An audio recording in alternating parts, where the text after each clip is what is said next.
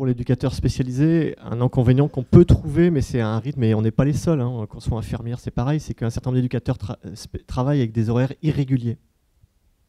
Travaillent les week-ends, parce qu'il y a plein de structures qui sont ouvertes, évidemment, les gens n'arrêtent pas d'avoir leurs difficultés le vendredi à 17h. Donc voilà, donc on est sur l'éducateur colle à la réalité des gens, sont dans leur lieu d'espace. Pas tous les services, Damien est sur un service qui ne travaille pas le week-end, mais pour l'instant, mais il y a énormément d'éducateurs qui travaillent dans des foyers avec des adolescents, ils vivent le quotidien avec les adolescents, donc c'est ouvert 365 sur 365. Voilà. Peut-être s'il y a un inconvénient, enfin, il faut, je pense, avoir une bonne dose de patience au départ pour faire ce métier-là, en fait.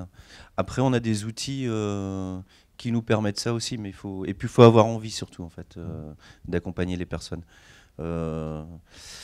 J'aimerais bien revenir aussi sur ce que disait Damien sur l'alternance, en fait, de nos formations. Moi, je trouve ça intéressant par rapport aux universités où c'est vraiment théorique. Nous, on a une semaine de formation théorique et ensuite on part 3 semaines en stage et comme ça pendant 3 ans. Et du coup, ça permet de faire le lien entre ce qu'on voit en théorie et après ce qu'on voit sur nos terrains de stage.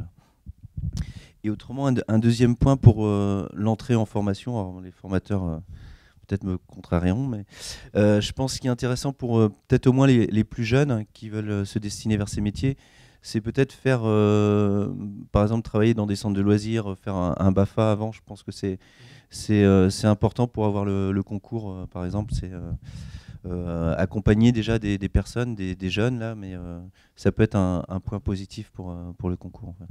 Oui, parce que là, vous avez 2 dinosaures comme spécimens, là, mais voilà, et les promotions, et il dirait, ils sont avec des beaucoup plus jeunes, donc c'est la richesse des promotions aussi.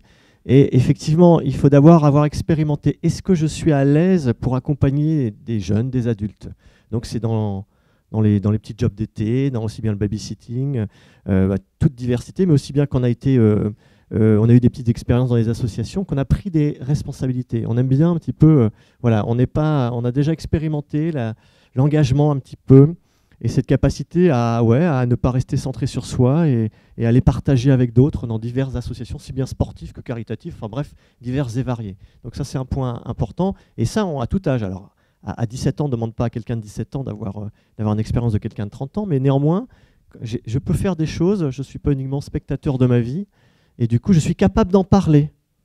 Je suis capable d'en parler parce que, vous ne l'avez pas dit, mais je pense que vous alliez le dire, nos formations, ça oblige à réfléchir sur soi-même. Même si ce n'est pas un lieu de thérapie, mais ça oblige à réfléchir sur notre façon d'être, notre façon de faire. Et puis, on est obligé de remettre énormément en cause nos représentations. C'est-à-dire, nos représentations, c'est nos idées reçues. Parce qu'on va rencontrer des gens qui ne pensent pas de la même façon et qui, peut-être, c'est elles qui ont une part de vérité. Moi, je n'ai pas la part de vérité non plus. Voilà, donc c'est un petit peu cet aspect-là qui est quand même quelquefois décapant, mais vous pouvez peut-être en causer, là. Les qualités à avoir, et je pense que c'est important de pas juger l'autre. Il faut le prendre comme il est, et puis essayer de trouver en lui les ressources, tout ce qu'on va pouvoir mettre en avant pour favoriser son intégration dans notre société, quoi. Et parmi les autres qualités, je pense qu'il faut savoir être à l'écoute de l'autre, justement, entendre ce qu'il a à dire, et puis voilà, sans juger. Et puis autre chose, c'était le travail en équipe, quoi. C'est un point très important dans ces métiers-là. Il faut travailler avec tout le monde, quoi, avec les autres. C'est important pour pouvoir prendre le sujet dans sa globalité, pour pouvoir lui proposer un maximum de réponses à ces difficultés.